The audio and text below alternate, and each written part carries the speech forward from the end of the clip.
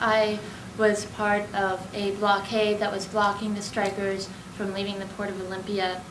The reason I came down to the Port of Olympia is because I've spent time in the Middle East.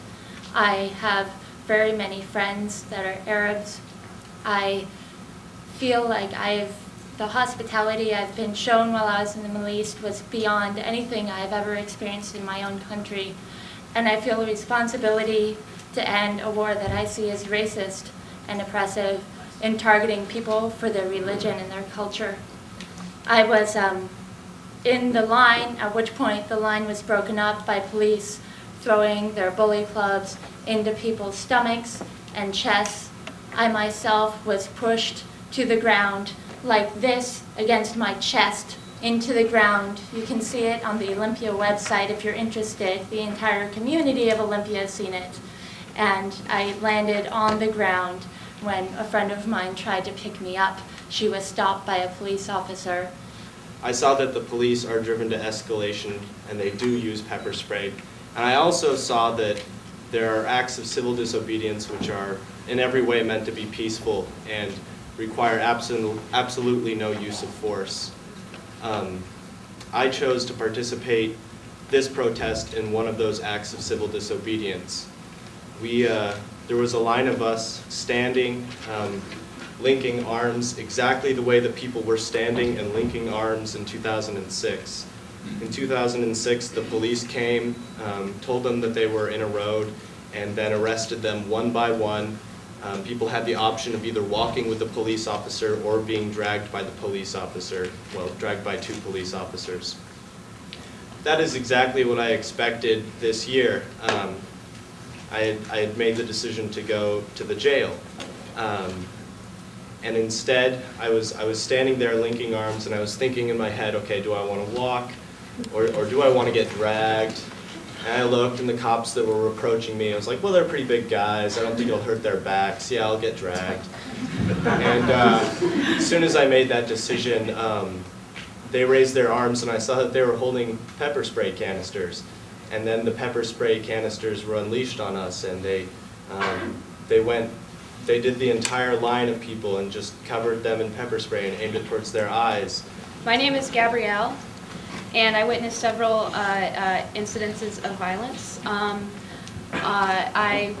was there on Wednesday night when Anna was attacked repeatedly and viciously with batons and billy clubs. On Saturday morning, I was standing peacefully with a group of people in front of a chain link fence that was blocking the entrance to the Port of Olympia. And the police came and they walked down the line repeatedly, bathed everyone in pepper spray. The sergeant ordered the police to take off people's goggles, which happened to everybody. Somehow that did not happen to me, and I feel really fortunate because I saw how much excruciating pain people were in. People were very seriously injured, in pain, completely incapacitated, unable to open their eyes, on the ground. I personally was picked up by the hood of my coat. Like, my whole body was picked up by the hood of my coat, and it kind of choked me a little bit. And then 2 police officers grabbed me by the arms and dragged me out and threw me into a ditch. Later on Saturday, I witnessed a line of people sitting near the freeway on-ramp with arms linked together. A police car pulled up. Some police officers came out of the police car. Words were not exchanged, as far as I recall. There was no warning given. Police officer stepped out of the car, and maybe there were, but police officer stepped out of the car and with a gun of some kind, stood in front of the line of people, maybe like 5 to 10 feet away, and went pop, pop, pop, pop, pop down the line, shooting people that were sitting on the ground with pepper spray bullets, just like this, boom, boom, boom, boom, boom, boom. People were just sitting there. There was no communication. Patsy had just gotten arrested, and I saw her. There were 2 cops who were escorting her into the van, and she just looked like she just, had just blank face, like no expression, was just like being led into the van. And I was just kind of like, this is really fucked up, what's going on, pardon my language. And was just kind of like trying to take in the moment, didn't know what to do, and Katie was starting to feel worse and worse, and so I immediately moved to attempting to console her. And then I offered, like, if you want to check on your sister, I will go with you in solidarity. And we waited legally to cross the street. We waited for the frickin' sign to change.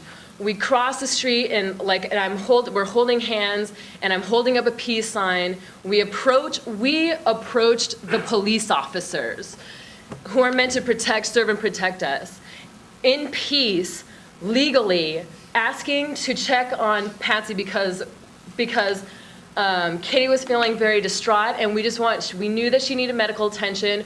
We just wanted to make sure that everything was okay. And this officer, who I tagged on one of the Flickr photos, immediately looks at us and says, and as all these cops are swarming towards us in riot gear, and they say, all right, first we need to separate you. And they pull us apart, and it was a moment of just like shock of like, what's happening? Maybe they're taking her. And then I look over, and Katie's on the ground somehow, and they're saying, and you're under arrest, and proceed to drag her like this by her arms away. And I was just feeling frantic. I was like, no, what are you doing? And suddenly I'm launched off of both of my feet, and I land a good 4 feet from the curb in 4th Avenue. I have no idea which officer hit me. I was given no warning, and I was doing nothing illegal. And I get up, and I'm just looking helplessly as they're dragging her away. Other officers start to come at me and tell me that I need to get back, start threatening me with their rods.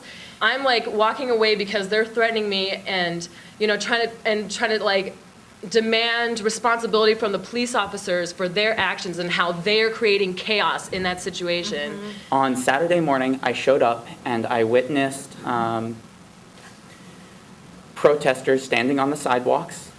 I saw a line of police in riot gear push them off the sidewalks into the streets, physically, sometimes using batons.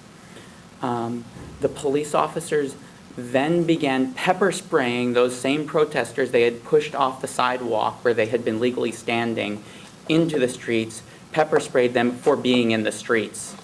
They got out of the car and they started shooting at us. And then afterwards, they ripped off our protective wear. I don't know if this was purposely or not. I don't know. But they definitely ripped it off after we had been shot, so it was even worse. I'm almost at a loss for words with the brutality that was being used, especially while being taken out of the PVC tubes in themselves, with one officer grabbing me and pulling me this way, and the other one, obviously while my hand was inside of a tube that was in there, pulling me the other way while my head was being completely pushed down into the ground, and like just excessive force. I was first at the gate when they sprayed us. Then the officers were ordered to remove our goggles, but I was one step ahead of them. I didn't have goggles. Then I was sprayed directly in the eye from 2 to 3 feet away and checked against the fence and thrown to the side where our beautiful medical people washed out my eyes. I think the main underlying point out of all of this is, even though it was a traumatic experience, it has only unified us as a family. Our determination is stronger than ever. We will not give up until the port of Olympia demilitarizes its port. We will not give up until the police are dealt with properly, and we will never give up until this illegal and racist war has been ended.